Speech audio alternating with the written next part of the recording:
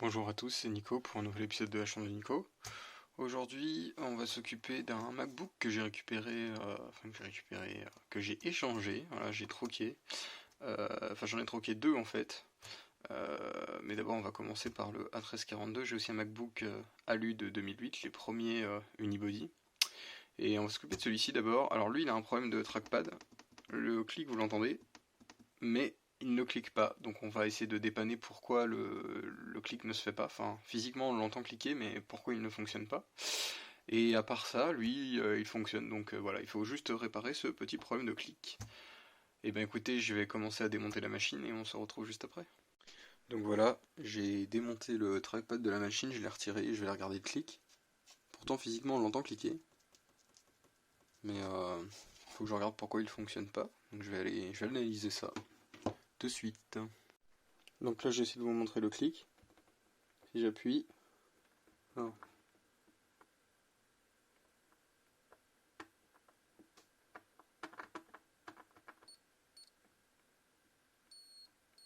Vous voyez, là ça clique. Les piles du multimètre sont mortes, mais ça clique. Donc le clic fonctionne sur le trackpad. Donc c'est soit un problème avec la nappe, soit un problème au niveau de la carte mère après. Et le clic fonctionne. Ou ça peut être un problème aussi, je vais vous montrer après avec la vis qui maintient le clic du trackpad. Voilà. J'ai juste remis un petit coup d'étain par précaution pour voir ce que ça va donner, mais honnêtement je sais pas. Ça peut être cette nappe là aussi. Ou cette partie là, où il y a le clic à régler. On va voir. Là je l'ai réglé en ajustant la hauteur de ces pattes, enfin de ces quatre pattes. Et puis du coup, avec la vis aussi, quand j'appuie dessus, il clique bien. Et quand je le mets de l'autre côté, surtout ce qui intéresse, c'est il clique pas seul. Voilà. Donc maintenant je vais pouvoir remettre la batterie, on va tester. Tiens, je l'ai sali, super. Bon, alors j'ai remonté. Alors, il sort un peu ici parce que j'ai peut-être un peu trop poussé le trackpad d'un côté. En tout cas, ça clique. Et surtout, le clic de la machine fonctionne maintenant. C'était le défaut de cette machine. Donc voilà, donc lui il va être fonctionnel, je vais avoir le dessous à réparer. Lui, je vais vous montrer, il y a un peu plus de taf dessus, même s'il est en meilleur état esthétique, puisqu'il y a un câble d'écran pour moi à changer. Le Super Drive marche pas aussi, alors lui il faut que je teste le Super Drive. Et pour ça, ça faut remercier la pire société qui existe au monde, qui vous vend des ordinateurs à prix d'or et qui fabrique des plastiques qui ne peuvent même pas tenir dans le temps quelques années sans se fissurer. Et encore celui-là, j'ai pas trop regardé les charnières. En général, il se fissure pas mal ici, au niveau des charnières. Et celui-ci n'est pas exception. Il est fissuré juste là. Il est fissuré ici.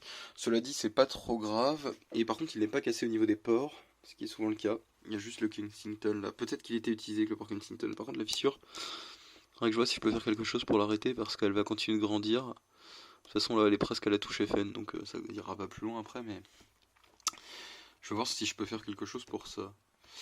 Bon, il y a une erreur à la réinstallation d'OS 10. Ça, je regarderai plus tard. En tout cas, la batterie elle a 70%, elle semble tenir la charge, ce qui est déjà pas si mal. Peut-être parce que l'installeur n'est plus en ligne pour cette version d'OS 10. Voilà. Bon, en tout cas, la machine fonctionne. Donc j'ai réparé le clic qui ne marchait pas. Alors je sais même plus si je vous ai montré au début de la vidéo que ça ne cliquait pas, mais bon. Mais ça ne cliquait pas, hein. C'est pour ça que c'est des machines que j'ai récupérées, c'est pour ça que je les ai récupérées. Je fais un petit échange. J'étais assez content parce que bon, c'est quand même des machines qui, soit dit en passant, valent cher en théorie, mais bon, maintenant il faut pas mettre trop de thunes dans ces machines-là, hein. Je vais pas vous cacher que ça c'est de la 1342, c'est du Core Audio, ça c'est les premiers MacBook 2008 pareil en unibody. Honnêtement, ne mettez pas d'argent dans ces Mac aujourd'hui, hein. Ça ne devrait pas valoir de l'argent. Alors ça c'est moi, mais ça se nettoie, hein. Je suis persuadé que ah, c'est du blanc. Alors, je sais pas comment j'ai fait. Je vais mettre, il devait être sale mon établi. Ah, voilà, donc je vais pouvoir pour l'instant remonter le dessous. Et puis voilà. Bon alors je les ai un peu soufflés s'ils étaient très sales dedans, mais c'est tout ce que j'ai fait, hein. À part ça, ils sont propres. Lui partiellement fatigué parce que regardez, il bouge le connecteur. Je pense que quelqu'un a forcé déjà dessus. Bon, enfin ça va, ils sont en config d'origine avec 2 Go de RAM et 250 de disque.